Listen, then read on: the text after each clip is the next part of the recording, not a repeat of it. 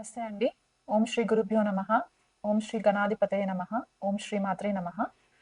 ఈరోజు మనము 2026 సంవత్సరము ద్వాదశ రాశుల వాళ్ళకి ఎలా ఉండబోతుంది అండ్ మనకి గ్లోబల్ లెవెల్లో ఎలాంటి పరిస్థితులు మనకి ఎదురవుతాయి, జియో పొలిటికల్ ఇష్యూస్ అవ్వచ్చు, లేకపోతే వాతావరణానికి సంబంధించి ఇష్యూస్ అవ్వచ్చు, పొలిటికల్ లీడర్స్కి ఎలా ఉండబోతుంది, మనకి రెసెషన్ ఏమైనా వస్తుందా, ఉద్యోగాలకి సంబంధించి ఐటీలో ఎలాంటి డెవలప్మెంట్స్ అవుతాయి, ఈ గ్రహగతులని బట్టి మనము డిస్కస్ చేసుకునే ప్రయత్నం చేద్దాము. కానీ దానికంటే ముందు మనకి జనరల్ గా మేజర్ గా మనము 4 గ్రహాల ట్రాన్సిట్స్ ని బట్టి మనకి ఈ డిఫరెన్సెస్ అనేవి తెలుస్తూ ఉంటాయి అన్నమాట.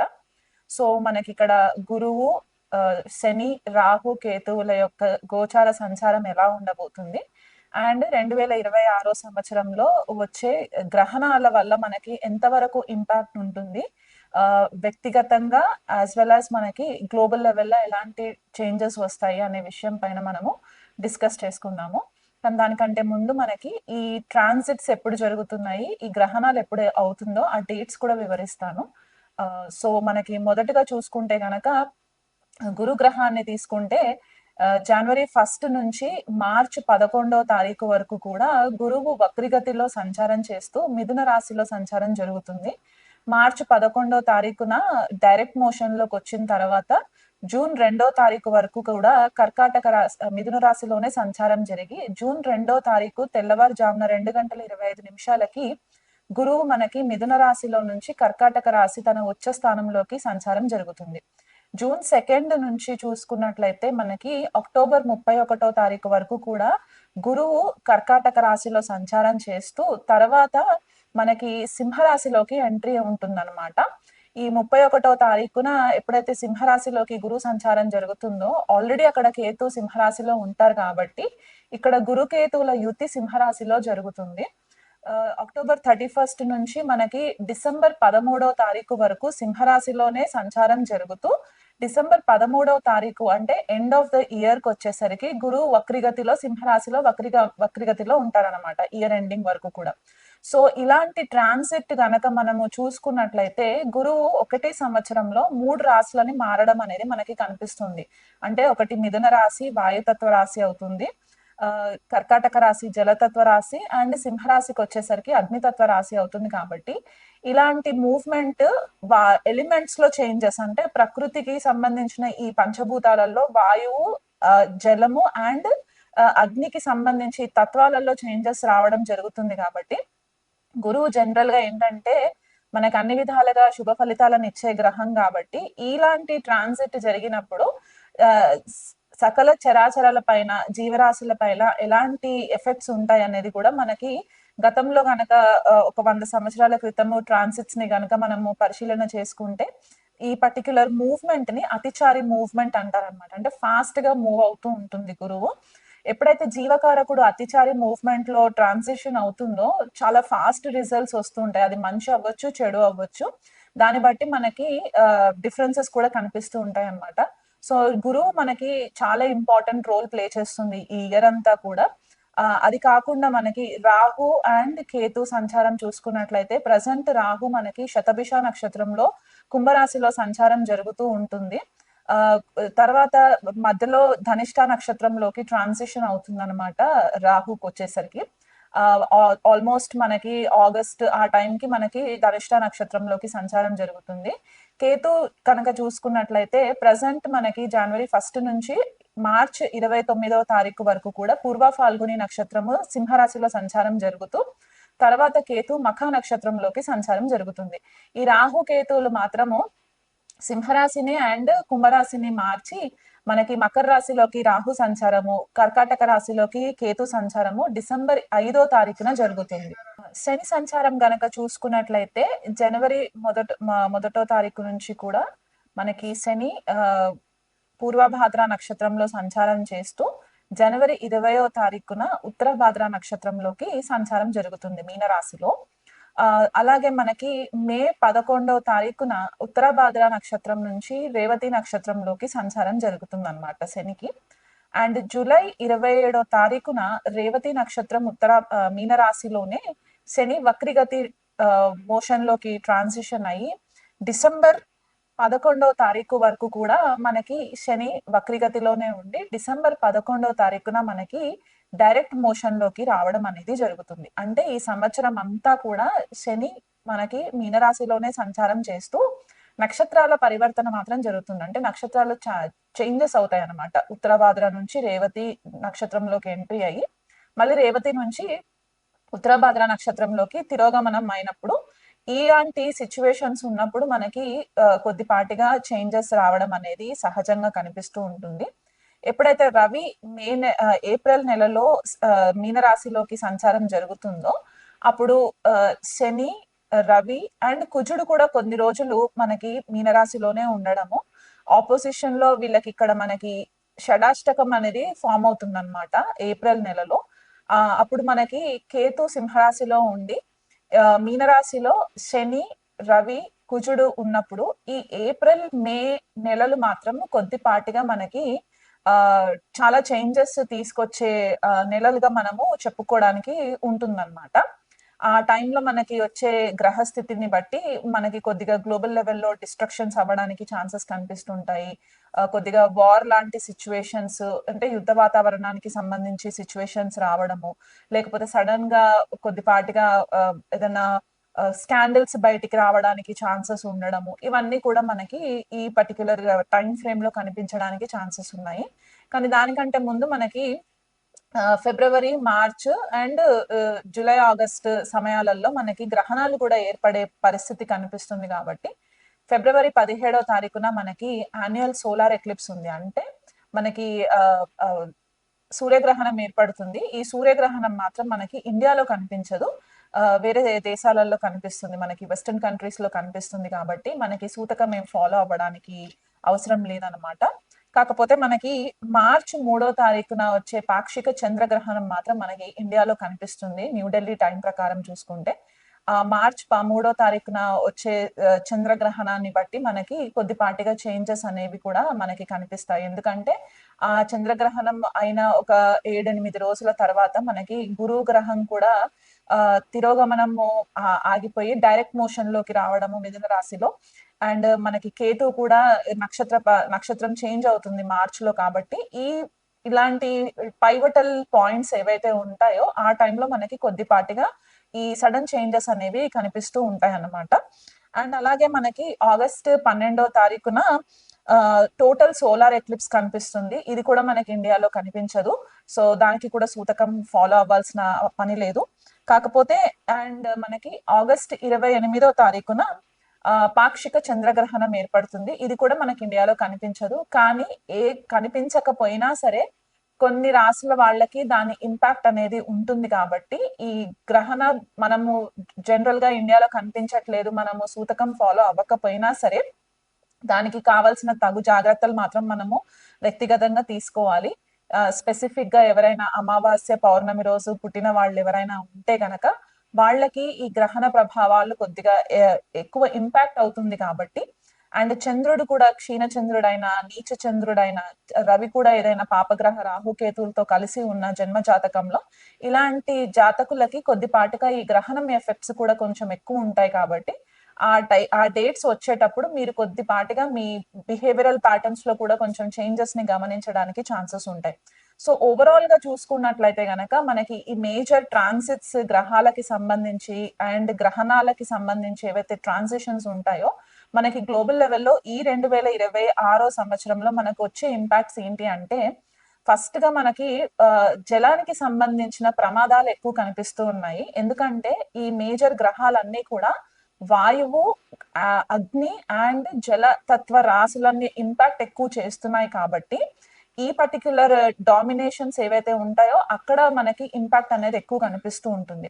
అంటే మనకి కొద్దిపాటిగా వాటర్ కి సంబంధించి ప్రమాదాలు జరగడము, మెంటల్ హెల్త్ లో ప్రాబ్లమ్స్ రావడము, చాలా మందికి సైకలాజికల్ గా ఇబ్బందులు ఫేస్ అవ్వడము, ఓపిక నశించిపోవడము, సడన్ గా డెసిషన్స్ తీసుకోవడము, ఇలాంటివి కనిపిస్తూ ఉంటాయి. జియోపొలిటికల్ ఇష్యూస్కి వచ్చేసరికి ఏమవుతుందంటే గ్లోబల్ లెవెల్లో ఎవరైతే నేషనల్ లీడర్స్ కానీ ఉంటే గనక ఆ నేషనల్ లీడర్స్ సడన్ గా ప్రాబ్లమ్స్ లోకి రావడము, ఇది వరకు ఏవైనా కనుక కొన్ని తెలిసి తెలియని తప్పులు ఏవైనా చేసి ఉంటే కనుక ఆ స్కాండల్స్ అన్ని బయటికి రావడానికి చాలా ఆస్కారాలు కనిపిస్తున్నాయి. ఎందుకంటే శని మీనరాశిలో ఉండి కేతు సింహరాశిలో ఉన్నప్పుడు షడ అష్టకాలు ఫామ్ అవుతాయి. కాబట్టి ఎప్పుడైతే గురుగ్రహం కూడా అక్టోబర్ ఎండింగ్ లో కేతుతో సంచారం జరుగుతుందో ఇప్పటి వరకు ఏవైనా విషయాలు దాచిపెట్టి గ్లోబల్ లెవెల్లో ఆ కంట్రీ సిటిజన్స్ నుంచి దాచిపెట్టిన విషయాలు ఏవైతే ఉంటే అవన్నీ కూడా బయటికి రావడానికి చాలా ఛాన్సెస్ ఎక్కువ ఉన్నాయి. పొలిటికల్ లీడర్స్ లో కొంతమందికి లైఫ్ థ్రెటనింగ్ సిచ్యువేషన్స్ కూడా ఉన్నాయి. కాబట్టి మీరు వ్యక్తిగతంగా జన్మ జాతకాలు పరిశీలన చేయించుకున్నట్లయితే బాగుంటుంది. అసాసినేషన్స్ కూడా కనిపిస్తున్నాయి. కాబట్టి కొద్దిగా ఇంటెన్స్ గా మనము పూజలు అవి ఇవి చేసుకోవడానికి కూడా ఒక ఆపర్చునిటీ ఉంటుందన్నమాట. వీలైనంత మట్టుకు ట్రాన్స్పరెన్సీ మెయింటైన్ చేయండి. ఇప్పటి వరకు ఏవైతే డాక్యుమెంట్స్ కి సంబంధించి పాస్ట్ లో దాచిపెట్టిన డాక్యుమెంట్స్ ఏవైనా ఉంటే అవన్నీ కూడా వెలికి తీసి ప్రాబ్లమ్స్ క్రియేట్ చేయడానికి కూడా ఆపోజిషన్ లీడర్స్ నుంచి, ఇది గ్లోబల్ లెవెల్లో చెప్తున్నాను, ఇండియాకి పరిమితమే కాకుండా ఇలాంటి సిచ్యువేషన్స్ కూడా మనకి కనిపించే పరిస్థితులు కనిపిస్తాయి. అండ్ అలాగే మనకి మన సిటిజన్స్ ఎవరైతే ఉంటారో వేరే కంట్రీస్ కి వెళ్తారో వాళ్ళపైన కూడా కొద్దిపాటిగా అటాక్స్ అనేవి కనిపిస్తున్నాయి. సో వీలైనంత మట్టుకు మీరు మంచి సెక్యూర్డ్ ప్లేసెస్ లో ఉండడానికి ప్రయత్నం చేసుకోండి. రాహు శతభిష నక్షత్రంలో ఉన్నారు కాబట్టి ఇప్పుడు మనకి కొద్దిపాటిగా ఐటీకి సంబంధించి, ఆర్టిఫిషియల్ ఇంటెలిజెన్స్ కి సంబంధించి చాలా చేంజెస్ రాబోతున్నాయి. మెరైన్ టెక్నాలజీ కూడా చాలా ఎక్కువ ఇంపాక్ట్ అవ్వడానికి ఛాన్సెస్ ఉన్నాయి. మన ఇండియన్ నేవీ అవ్వచ్చు, కొత్త కొత్త పరికరాలని కూడా తీసుకొచ్చి వాళ్ళు అడ్వాన్స్డ్ టెక్నాలజీని యూజ్ చేయడానికి కనిపిస్తుంది. మెడికల్లో కూడా చూసుకున్నట్లయితే మెడికల్లో కూడా న్యూ టెక్నాలజీని ఎక్కువ వాడడానికి కనిపిస్తుంది. డేటా సైంటిస్ట్ కెరియర్స్ కానివ్వండి, డేటా అనలిస్ట్ కెరియర్స్ కానివ్వండి, ఇవి చాలా ఎక్కువ బూమ్ అవ్వడానికి ప్రాస్పెరిటీ కనిపిస్తుంది. కాబట్టి ఐటీ రంగంలో ఉన్న వాళ్ళు కొత్త స్కిల్స్ నేర్చుకొని మీ యొక్క జాబ్స్ ని అప్గ్రేడ్ చేసుకునే ప్రయత్నం చేసుకోండి. మీరు ఇప్పుడు అప్గ్రేడ్ చేసుకోకపోతే గనక మీకు జాబ్ ఆపర్చునిటీస్ తగ్గిపోవడానికి ఛాన్సెస్ ఎక్కువ కనిపిస్తున్నాయి. ఎందుకంటే రెసెషన్ కూడా మనకి ఇక్కడే ఏఐ ఎక్కువ బూమ్ అవ్వడం వల్ల మనకి ప్రాబ్లమ్స్ ఉంటాయి. స్పెసిఫిక్ గా సర్వీస్ డెస్క్ కి సంబంధించి కెరియర్స్ లో ఎవరైనా ఉంటే గనక, అంటే IT service desk, IT service management ఇలాంటి జాబ్స్ లో ఎవరైనా ఉంటే గనక వాళ్ళకి కూడా కొద్దిపాటిగా ఇంపాక్ట్ పడడానికి ఛాన్సెస్ కనిపిస్తున్నాయి. కాబట్టి వీలైనంత మట్టుకు ఈ ఏఐ టెక్నాలజీని యూజ్ చేసుకునే ప్రయత్నం చేసుకోండి. మనకి ఏలియన్ టెక్నాలజీ, అంటే ఏలియన్స్ కి సంబంధించి, యుఎఫ్ఓస్ కి సంబంధించి, గ్రహాంతర వాసులకి సంబంధించి చాలా ఇన్ఫర్మేషన్ మనకి ఇయర్ బయటికి రావడానికి ఛాన్సెస్ ఎక్కువ కనిపిస్తున్నాయి. స్పెసిఫిక్ గా మనకి రాహు శతభిషాలో నుంచి ధనిష్టాలోకి వచ్చే వరకు. ఇండియా లెవెల్లో చూసుకున్నట్లయితే కనుక మనకి ఆల్రెడీ మనకి ఇండిపెండెంట్ ఇండియా హోరోస్కోప్ కనుక చూసుకున్నట్లయితే ప్రజెంట్ మనకి కుజ మహాదశ స్టార్ట్ అయింది. కాబట్టి మనకి నైబరింగ్ కంట్రీస్, పాకిస్తాన్ అవ్వచ్చు, బంగ్లాదేశ్ అవ్వచ్చు, ఈ కంట్రీస్ తోటి కొద్దిపాటిగా మనకి యుద్ధ వాతావరణము, కొద్దిగా అన్రెస్ట్, కొద్దిగా యాంగ్జైటీ ఇలాంటివి రావడానికి చాలా ఛాన్సెస్ ఎక్కువ కనిపిస్తున్నాయి. ఫైనాన్షియల్ క్రైసిస్ కూడా కనిపిస్తుంది. మే, జూన్ ఆ టైంకి వచ్చేసరికి చాలా మట్టుకు మనకి గ్లోబల్ ఎకానమీలో చాలా ఇంపాక్ట్ రావడానికి, సడన్ గ్లోబల్ ఎకానమీ పడిపోవడము, స్టాక్స్ పడిపోవడము, ఈ ట్రేడింగ్ ఎవరైతే చేస్తుంటారో వాళ్ళు కొద్దిగా కేర్ఫుల్ గా ఉండాలి. ఎందుకంటే స్టాక్స్ పడిపోవడానికి కూడా ఆపర్చునిటీస్ చాలా ఎక్కువ కనిపిస్తున్నాయి. ఎందుకంటే గురువు వాయుతత్వ రాశి నుంచి జలతత్వ రాశిలోకి వెళ్ళినప్పుడు ఏమవుతుందంటే హోమ్ కంఫర్ట్స్ ఎక్కువ అవుతాయి. గురువుకి ఎకనామీ గురించి అంత నాలెడ్జ్ ఉండదు. కాబట్టి ఈ ఎకనామీలో కొద్దిపాటిగా చేంజెస్ రావడానికి, ఫైనాన్షియల్ ట్రాన్సాక్షన్స్ లో చేంజెస్ రావడానికి కూడా చాలా మట్టుకు ఇంపాక్ట్ కనిపిస్తుంది. కాబట్టి ఆ విషయంలో కొద్దిగా కేర్ఫుల్ గా ఉండండి. గ్లోబల్ లెవెల్లో మెంటల్ హెల్త్ చాలా ఇంపార్టెంట్ అయిపోతుంది ఈ సంవత్సరము. చాలా మంది కూడా ఐసోలేషన్ ప్రిఫర్ చేయడానికి ఇష్టపడుతూ ఉంటారు. Meditation, spiritual classes, occult subjects, జ్యోతిష్యం నేర్చుకోవడం, టారో నేర్చుకోవడం ఇలాంటి వాటిపైన ఎక్కువ ఇంట్రెస్ట్ ఉండడానికి కూడా ఆస్కారాలు కనిపిస్తున్నాయి. ఎప్పుడైతే గురువు, కుజుడు, కేతు కలిసి సింహరాశిలో సంచారం జరుగుతుందో ఆల్మోస్ట్ ఒక నెల రోజుల టైం అన్నమాట మనకి, అక్టోబర్ నుంచి నవంబర్ వరకు. ఈ టైంలో ఇండియా లెవెల్లో మాత్రం కొద్దిపాటిగా కేర్ఫుల్ గా ఉండండి. సడన్ గా ఏదన్నా యుద్ధ వాతావరణం రావడము, లేకపోతే అగ్ని ప్రమాదాలు జరగడము, జలతత్వంకి సంబంధించిన ప్రమాదాలు జరగడము, పిల్లలు సూసైడ్ చేసుకోవడానికి ఛాన్సెస్ ఎక్కువ ఉండడము, బయటికి వచ్చి గొడవలకి సోషల్ యాక్టివిస్టులు ఎక్కువ అయిపోవడము, ఇవన్నీ కూడా మనకి కనిపించే ఛాన్సెస్ ఉన్నాయన్నమాట 2026 లో. సో ఇవన్నీ కూడా గ్లోబల్ లెవెల్లో మనకి ఇంపాక్ట్ చేసి మన వ్యక్తిగత డొమెస్టిక్ పీస్ కూడా కొద్దిపాటిగా డిస్టర్బ్ అవుతుంది. కాబట్టి వీలైనంత మటుకు దైవారాధన చేసుకుంటూ ఉండండి, మెడిటేషన్ ప్రాక్టీసెస్ చేస్తూ ఉండండి.